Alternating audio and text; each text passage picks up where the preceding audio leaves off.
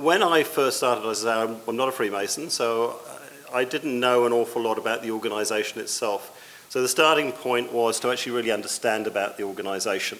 What we decided to do was to basically engage with our members, to actually do a survey, find out what people are thinking about Freemasonry, but also to look at our numbers, and I want to talk a little bit about that in a moment. And what we found is that within the data that we have is a very clear picture. As you can see up there that I put up, is that the membership has been declining over the last 20 years. In fact, it's declined by about 65% in 20 years, since 2000 in effect. That's a massive drop, significant drop. What we also know is that the number of lodges have decreased over a very similar period by approximately 40%. We also know that the number of brethren, the average number of brethren attending, has also decreased by about 33%. We also know that the average attendance of people actually attending lodges has similarly dropped by similarly about 30%.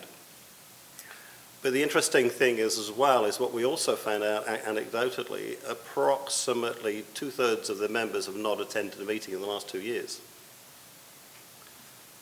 So what is that telling us? What is it telling us about Freemasonry?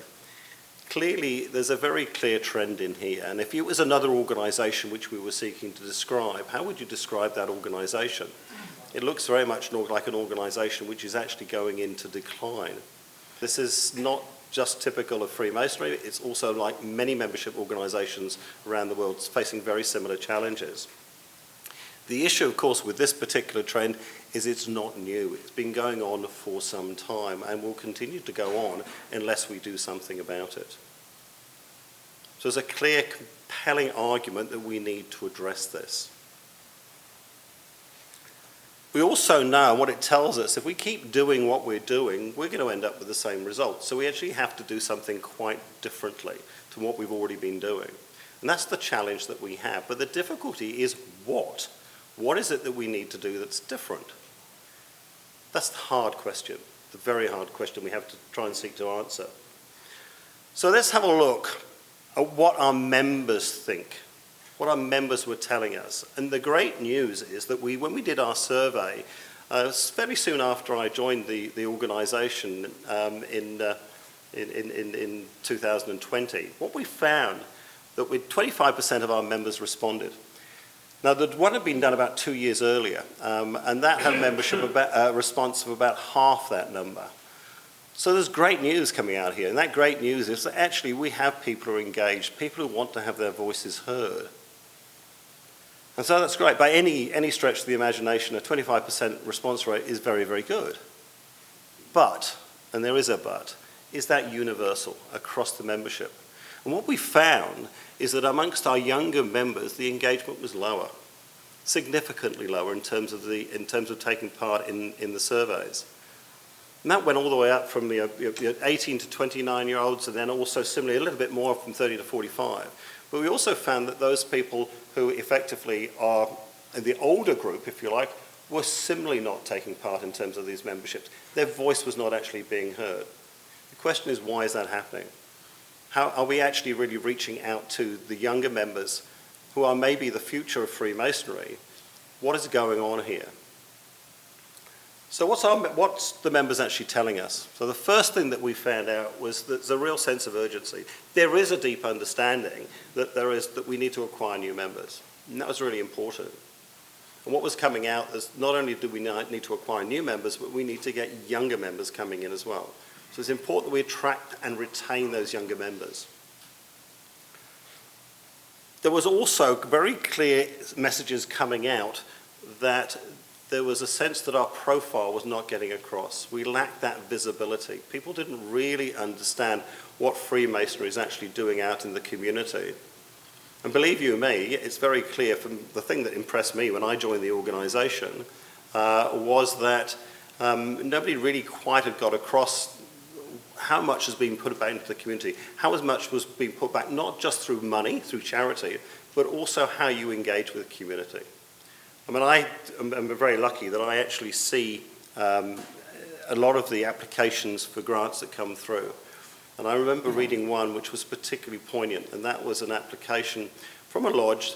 They'd found somebody who was within their community who was really struggling. They had young children, they had disabilities. The father figure was no longer around, he wasn't there, and she was on a benefit. And somebody had found out about this, went to the lodge and said, look, we think we really need to help this person in terms of giving them a hand. So they applied through the charity. They got a favourable response. They were given the money, and somebody went along and actually knocked on the door and said, look, we see what's happening in your situation. We would really love to help you. Would you like to please accept these gifts, the petrol vouchers, the meal? And the woman was absolutely blown away by it. And the reality is, it isn't just the money, all right? It is the fact that somebody in their community actually cared. Just think how strong that actually is, completely unsolicited. That's what Freemasonry in many ways is all about. It's that unique proposition that we were talking about earlier. But the problem is we're not getting it across. In an odd sort of way, the way we tend to operate is that we're not very comfortable in that space of telling people what we do. But the reality is we're not going to raise our profile unless we do it in an appropriate way. And the members, I think, get that. So there is that real sense of frustration that was coming across. Many of the lodges basically did not feel that they had the ability or to manage or basically implement some of the initiatives they wanted to implement. And that's through a variety of different reasons. Sometimes it was simply numbers. They didn't have enough people in the lodge to do the sort of things that they'd want to do. So there's a real sense of that was coming back, is that we would love to do more, but we can't. We're just not set up to do that. And the other thing, which was the fourth thing that really came back very clearly, was the cringe factor. Now, I'd never heard of this, as you can probably imagine. I don't know, has anybody else heard of it? Does that resonate with anybody? Okay. Now, about 10 years ago, a visiting Freemason from Australia came over to New Zealand. He'd been doing some work in Queensland, I think it was. Yep. Got it right this time, in Queensland, and he basically was looking about how they could do exactly this, how they could increase membership, how they could get better engagement. And one of the things that he noticed was one of the problems you were having was actually the very behaviour of the members themselves. And we look at it and we think about, well, okay, it's all well and good going out and getting members, but unless we behave in a way which makes it welcoming, makes them feel inclusive, and actually enables them to be part of Freemasonry, then effectively it turns people off. People don't tell you, they just vote by not coming. And we look at the situation as, why we're only getting, 2/3 of our membership haven't attended a meeting in the last 2 years. Well, perhaps we need to think about what can we do ourselves. And that's taking a long, hard look about what we do in terms of our behaviour.